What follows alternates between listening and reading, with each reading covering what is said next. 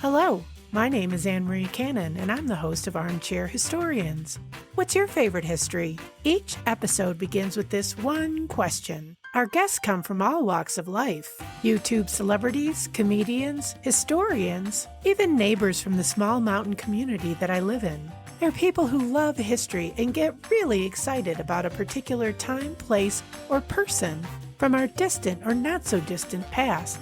The jumping off point is the place where they became curious, then entered the rabbit hole into discovery. Fueled by an unrelenting need to know more, we look at history through the filter of other people's eyes. Armchair Historians is a Belgian Rabbit production. Stay up to date with us through Twitter, Facebook, and Instagram. Wherever you listen to your podcast, that is where you'll find us. Armchair Historians is an independent, commercial-free podcast. If you'd like to support the show and keep it ad-free, you can buy us a cup of coffee through Ko-fi, or you can become a patron through Patreon. Links to both in the episode notes. Hello, fellow Armchair Historians. In this episode, I talked to Amanda Woods, co-host of Encounters, a Paranormal Experience. You guessed it, a podcast about the paranormal. Amanda chose to talk about a haunting in the United States that began a movie franchise, but more than that, it is the haunting that helped to launch the paranormal into the mainstream.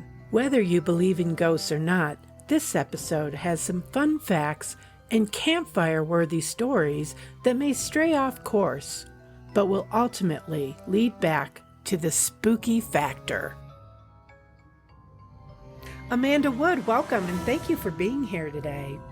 Hi, thank you for having me. I'm so excited to be here. I'm so excited because this is for our Halloween season episodes, and I love being spooked, and I do ghost tours, and I have had some paranormal experiences, so I feel like this is it's my favorite holiday. Halloween is my favorite holiday. So yes, too? Me too. Yes, I love Halloween. I actually have Halloween decorations just like incorporated into my just. Oh, you don't even take them down. I don't. No, I don't. Oh, that's funny. That is too Halloween. Funny. So we're just going to get right off to the races, and I'm going to ask you, what is your favorite history that we're going to talk about today?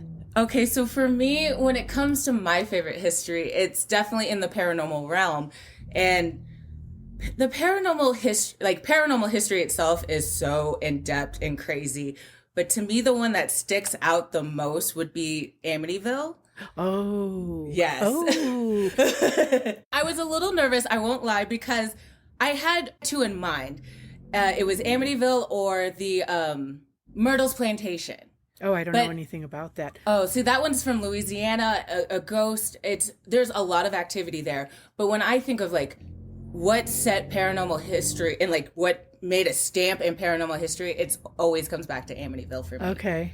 The fact there's so many questions that you can really go into with Amityville. Mm-hmm. You don't really know. At the time, so much paranormal things happen, and then it kind of like moves on. Amityville always sticks out. Do you want me to go into a little bit of the history about Amityville? Yeah, definitely, because there might be listeners that don't know anything about it. So. Okay, yeah. So the Amityville horror, as a lot of people know it, is in a town in Long Island, New York. So unfortunately, like with most paranormal stories, it starts with a tragic murder of a family. It's the DeFeo family. And on November 13th, 1974, their oldest son, Ronald, took a rifle and killed everyone in his family. So that would be 6 people, both of his parents and his 4 siblings. Mm-hmm. And there was even weird things with the murder because when it happened, none of the neighbors heard any gunshots. Mm-hmm. And it seems like no one in the family heard anything either because everyone was found laying the same way in bed. They were all laying on their stomachs. And it was said that this all happened in about 15 minutes and nobody got up and moved or anything. It was very, very tragic. And Ronald himself was saying that he was hearing voices telling him to commit these crimes. After that, in December of 1975, George and Kathy Lutz move in with their 3 children. George is the stepfather to Kathy's 3 children. And they say from the moment that they moved into this place, weird things were happening. Did they know about the murders? I think so, because the DeFeo's furniture was still in the house. Oh. They didn't even move it. It was still in the same place. It was quite weird. That is another really creepy thing about this. And George is said to have dabbled in the occult. So the first thing they did do was have a priest come and bless the house. And when this was happening, the priest said he felt a slap across his face and a voice tell him to get out. Ooh. Yes, exactly. This all happened in the sewing room. And they said that when they moved in, they could never get the house warm. They had odd smells. There was cabinets being slammed closed. There was doors being ripped off the hinges. And there was also supposedly a green ooze dripping from the ceiling. There was things with flies. It was just weird from the get-go. George also said he experienced his wife transforming into an old woman and even levitating off of their bed. And he said one night he could hear the children's beds slamming up and down on the ceiling, but he was paralyzed and couldn't move. And they only stayed there for about 28 days, and then the family completely left. Yes, left all their stuff there and moved out.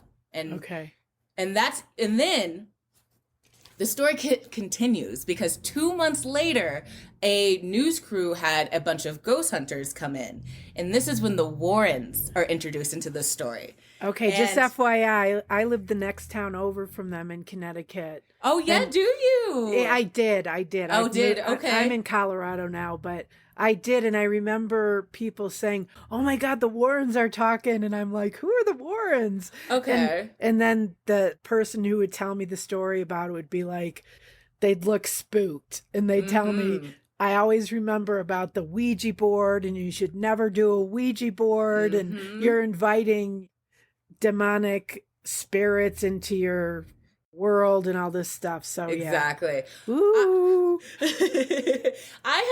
And I will say this, I have a strong opinion about the Warrens, but I think they did a lot for the paranormal community. So I have a lot of respect for them in the same breath. Okay. But they are creepy, and they are involved in this story. They are the ones who are credited with taking the photo of this ghost boy on the staircase. Have you seen this? I have seen that, yeah. Okay, yeah. So it's this boy. He has glowing eyes. I mean, it looks like he's like peering around the staircase. Yeah. And when they took the picture, supposedly nobody's there. It's really creepy. I mean, if you see it, it gives you the chills. And it supposedly looks a lot like one of the kids who were tragically killed in that house. So it definitely gives it more credit. And then after that, that's when things really take off. You get book deal, you get a movie. It just goes from there. Yeah. Yeah. Yeah. And I remember, I think they were on the Phil Donahue show. Mm-hmm. The couple, the Lutzes. Mm-hmm. Yeah. I remember when all that happened. Yeah, I mean, it was really, really popular. It really took over the news, everything. That's why it sticks out to me, too. One thing I also forgot to mention is George also said that he would wake up every night at 3:15. And that was supposedly when these murders happened. Oh. Yeah, and that number follows this story beyond even just the Lutzes. Okay. So that is also really like important to this story. Mm-hmm. Oh, wow. Yeah. Yeah. And so they started doing news interviews, being on TV shows, writing a book, and it becoming a bestseller. And then 2 years later in 1979, they made the first Amityville movie. Why this history? Because to me, it impacted the paranormal space. Before Amityville, you didn't really have stories taking on a life of its own like that, getting book deals, getting movies made out of them. But after that, now you're seeing that. Even the Warrens to this day, the Conjuring movies are $1 million franchises. They're making Annabelle 4, 5. They really introduced the paranormal world into the mainstream world, where you have ghost hunting shows. Travel Channel is now mostly ghost hunting shows, which I really like, because people are starting to rediscover that spiritual side. Yeah. And I like it better when it's done in a respectful manner. Some of these ghost hunting shows take it a little too far, in my opinion, because these are spirits. Like, yeah. So, and that's another reason kind of we do encounters, because we feel like all these things should be done as respectful as possible, but still entertaining, and it can be fun. There is something entertaining about telling these stories. Yeah. There's stories too, you know? Well, I think it comes back to, and I say this pretty much every ghost tour I give, is that, you know, why are my ghost tours so popular? It's because it's the big question. It's the big unknown. We want to know when our loved ones pass on that they're not just gone. And we want to know that, you know, and even though we'll never know until it happens, maybe even not then, but you know, it's looking at it, talking about it. We all want to do it, whether we admit it or not. Exactly. So before I go to this next question, is there anything else about the history that you wanted to share with me?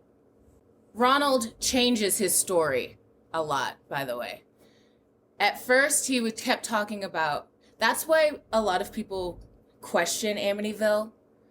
It's because Ronald DeFeo first would say, oh, I hear voices. And then he said, no, my sister actually committed all these murders and killed herself. And then he said, no, she killed everyone and then I killed her. And then he said, no, actually someone else did it completely. He changed his story a lot. So then people really started questioning if the Lutzes were telling the truth or not. Because people started coming out saying, oh no, we came up with this story together. And when he started changing his story, it started discrediting it in a way. Yeah. But then you had the kids come out with a documentary talking about they did experience something, and that George Lutz may have been in more demonic practices than we really thought before. And it might be something a little more connected to... So do you believe the haunting story? I think it happened. I think parts of it happened, and I think parts of it might have been dramatized to, you know, make a good story. Yeah. But I don't know exactly what it was, who was doing what, but there's a lot of questions to it, and that's another thing that I find interesting when you start looking into these hauntings, especially popular hauntings. Yeah. So I don't know. I just wanted to mention that too, because I like to present both sides. Well, I keep going back to my ghost tours. Yeah. I consider myself a storyteller. Yeah. A lot of the stories I tell on my tour are stories that have been told to me, or stories that I've read about that I might not really have an opinion about, or might not even believe, but I fashion the story and I tell it. Yeah, and exactly. I think that's part of storytelling, is that even if it is something that really happened, you know, it might go off the rails a bit and move into fiction or whatever, or filling in the gaps with fiction. That doesn't mean that it didn't happen. So exactly. I do like to try to set my stories up in such a way that it's going to be shocking to the people I'm telling it to. Yeah, exactly. I agree 100%. It is shocking what happened with the DeFeo family. It's horrible. Right. My Amityville Horror is the name of the documentary that I interviewed the creator of that documentary. They do interview the son. The Warrens and the son, and not the Warrens. They interview the wife because the husband is dead. Yeah. Yeah, so, I mean, obviously, George is very disturbed. Exactly. Me personally, I hadn't watched it yet, but Dakota did watch it. We talked about it in our episode. That was our third episode when we first started Encounters. Our third episode was Amityville. Oh, I'll have to go back and listen. He watched it, and that's why I believe things happened, because that man did come out and said, George had some stuff going on. He was doing some weird stuff in there. That's the thing that worries me a lot about when people take the paranormal stuff too far. Yeah. is because we also cover demonology on Encounters. Okay. I don't know what's out there, like you just mentioned. I'm not trying to mess with any of it. Yeah. I think it's cool to go to these places. You can go to Myrtle's and stay the night there, and you can maybe have a paranormal experience. And like you said, you do tours, you like take people probably to places, but you're like kind of like telling the story. When people go and are like hunting for ghosts, Yeah. so I really do respect it, and I really do like it. I just always want people to do it in a safe way, because we don't know what we're dealing with. Yeah. So I'm sorry, that's one of my little No, yeah, I don't know. I don't get creeped out too much. A couple years back, I gave a tour to a mother and her teenage daughter who, the teenage daughter is sensitive, and she could see, what do you call that? Begins with an A. apparition. Yeah, she could see them. She could hear them. It was a common occurrence in her life, and it really disturbed her. And so her mother, being of the mind that she was, decided that, well, this is just part of who she is, and I have to help her to not be afraid of it. So one of the things she did is she took her on my ghost tour. Yeah. When we were talking, I think the teenager told me that. So there was something in her closet, and she kept experiencing it, and it was really upsetting her. It scared her, but she got to a point one day or one night where she got so scared. She was angry of being scared all the time. Yeah. And so she yelled, and she said, "What do you want from me?" And it stopped. And her takeaway from that is that they just want to be acknowledged. Yeah. So I don't know if that's true or not, but it sounded, like she was really convinced about that. Right. And so I think her mother was doing the right thing, trying to help her to come to terms with this sense, this extra sense. Right. That she had.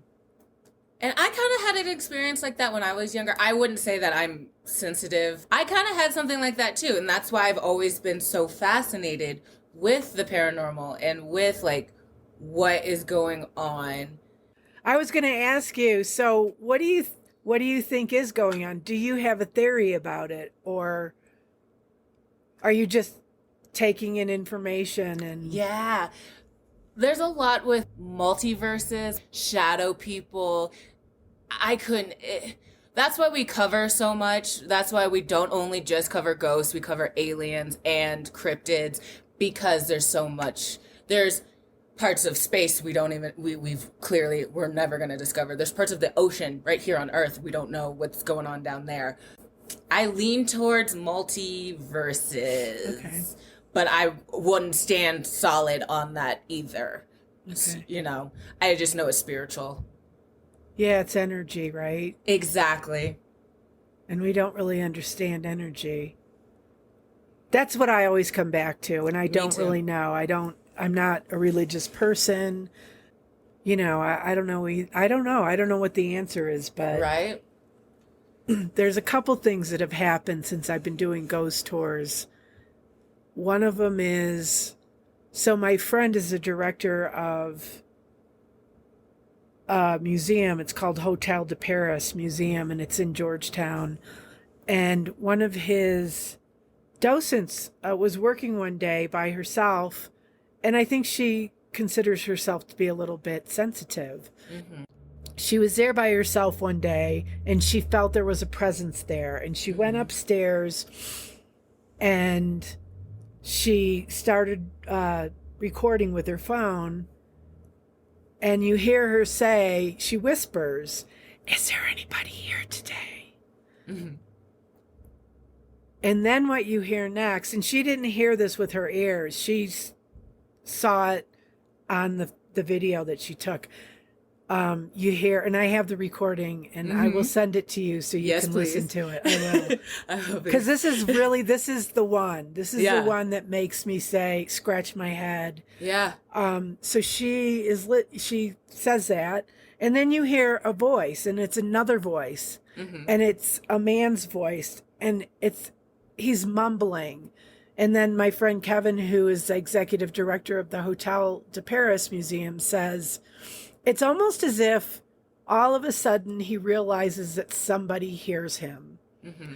And then he says, I'm not sure the order he says it in, but two of the things that he says, one is, I work here. And he whispers it. Mm-hmm.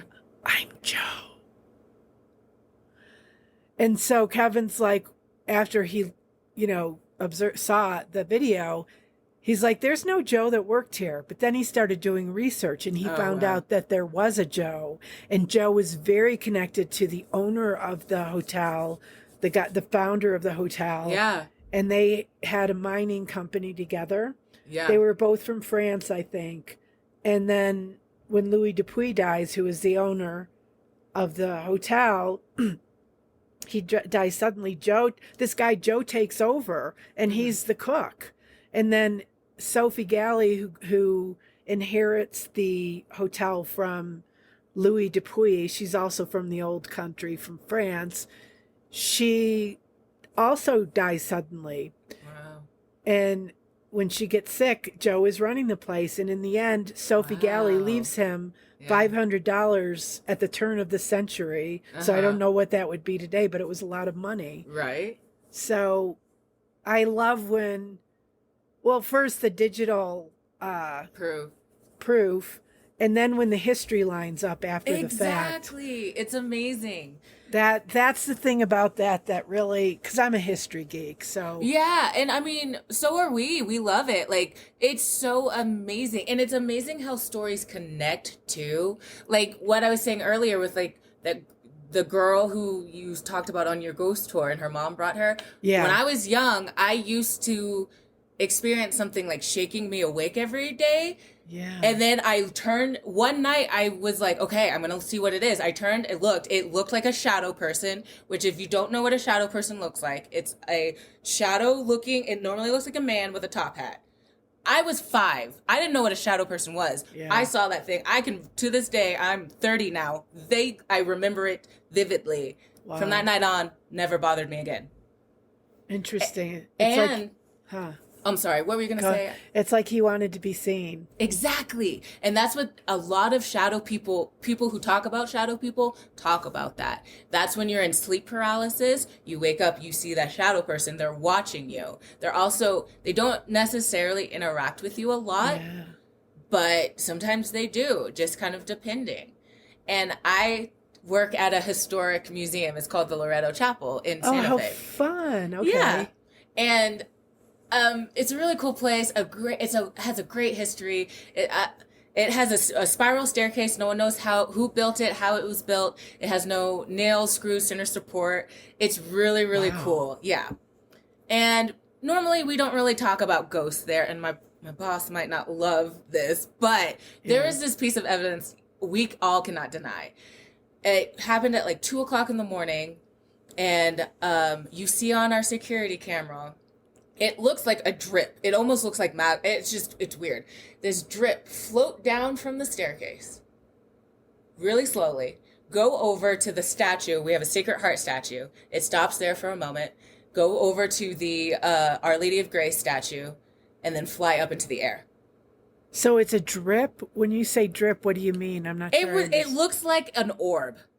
When it comes to orb kind of evidence, I'm not the biggest fan of it. I think a lot of dust is mistaken for spirits.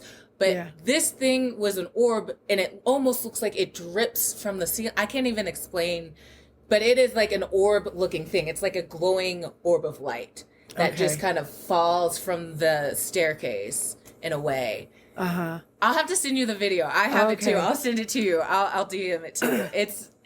It's weird because, like I said, I don't particularly believe in when it comes to orbs all the time. Too. I question it a lot. Yeah. But this video, I can't deny the way it moves and the way where it goes. It's just so weird. Who discovered it? How did that get discovered? It set off our sensor.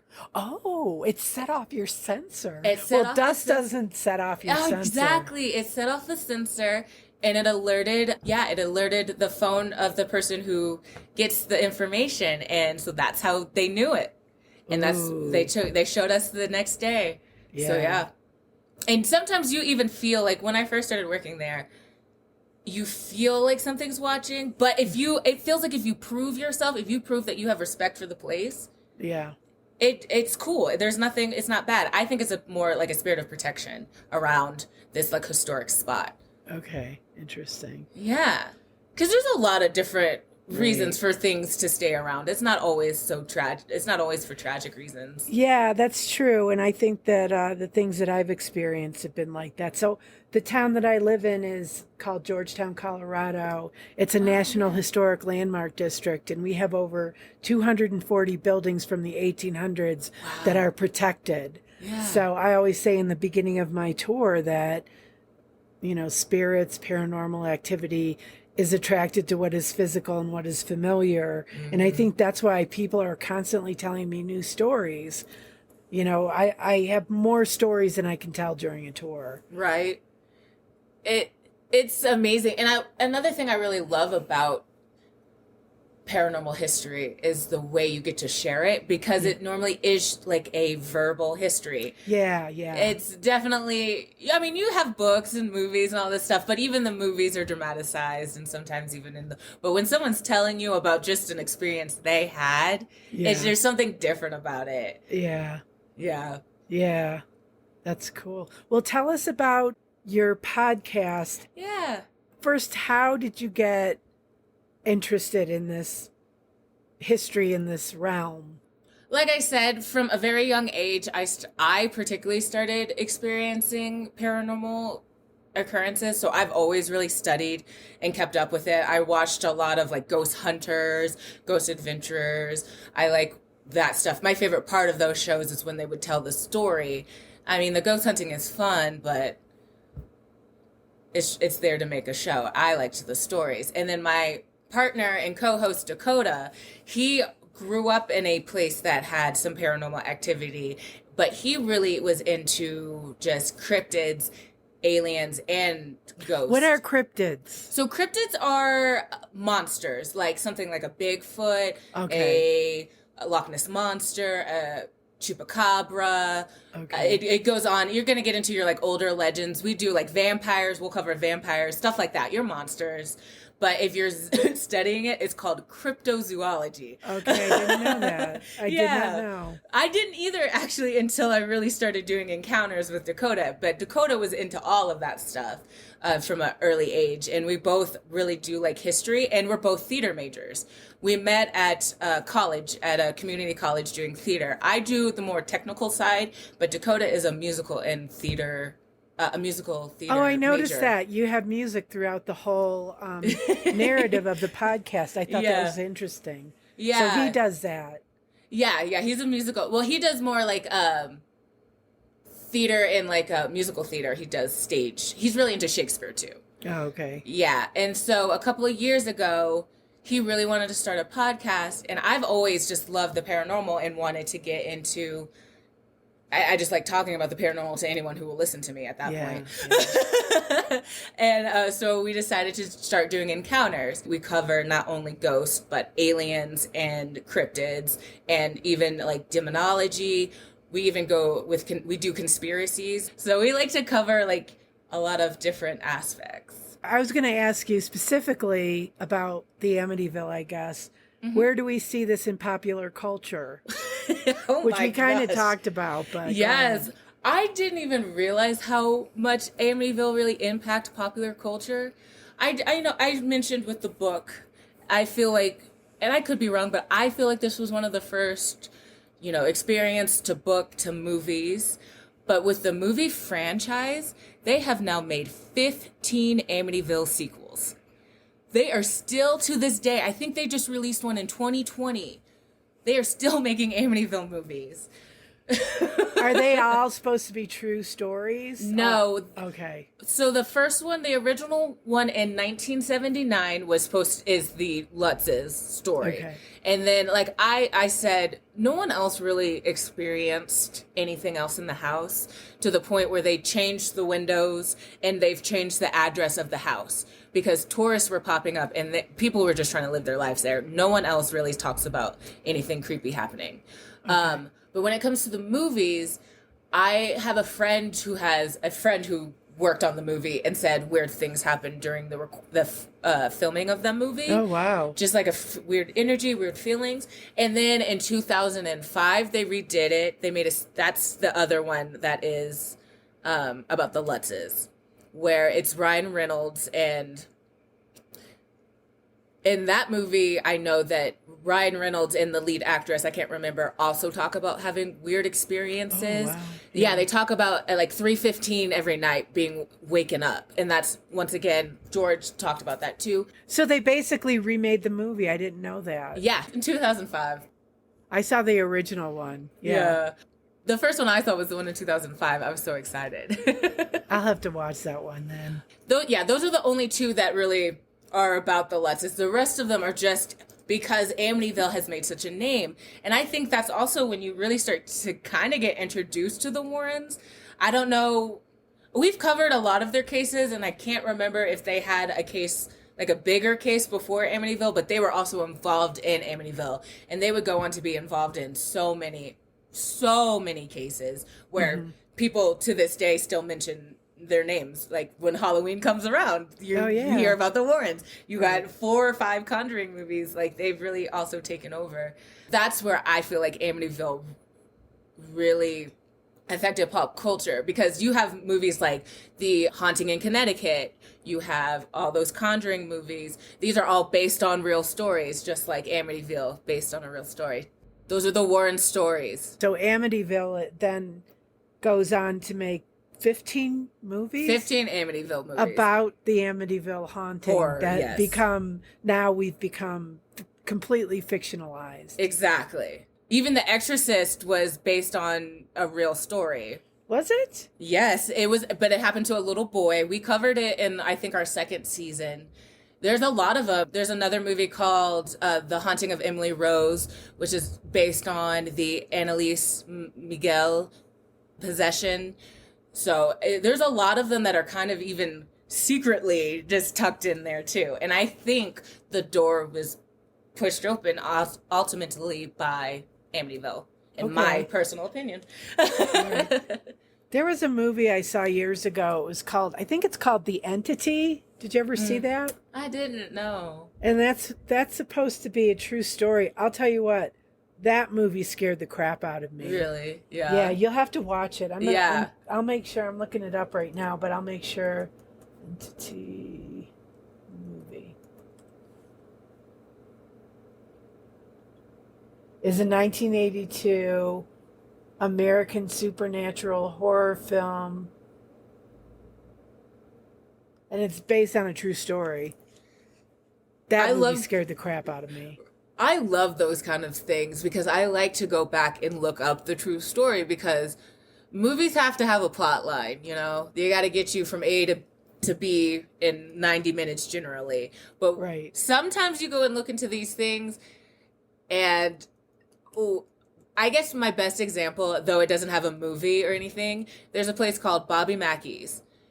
And I tried to talk Dakota into covering Bobby Mackey's, but it does not seem interesting until you jump into it. And it's really the craziest thing, to the point where they have a sign. It's a bar.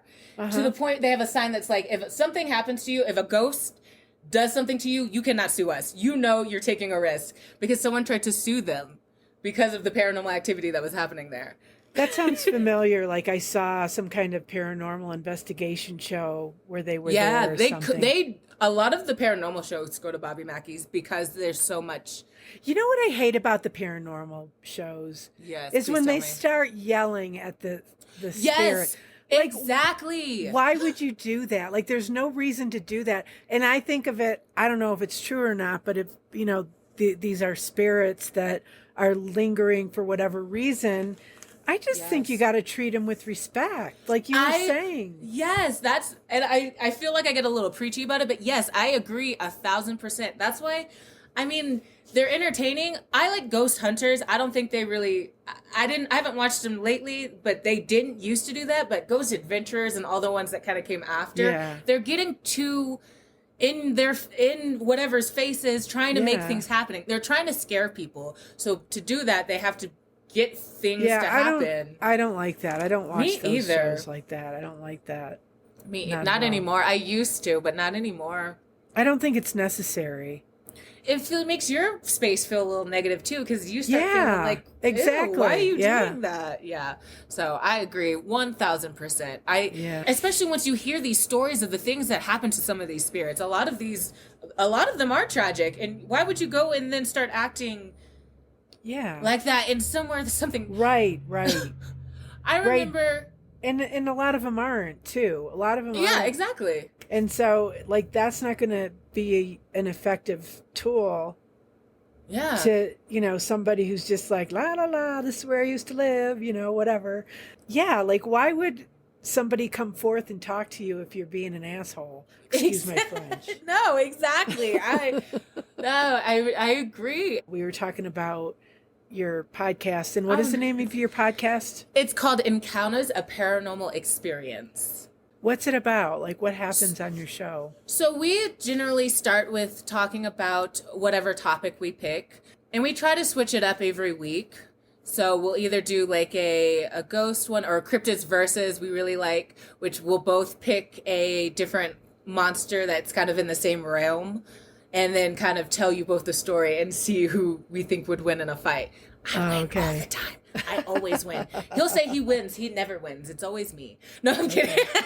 And then we cover alien abduction or contact or abductions, any kind of alien contactee. We have my friend, her name is Natalie. She'll come on and she'll do conspiracies with us.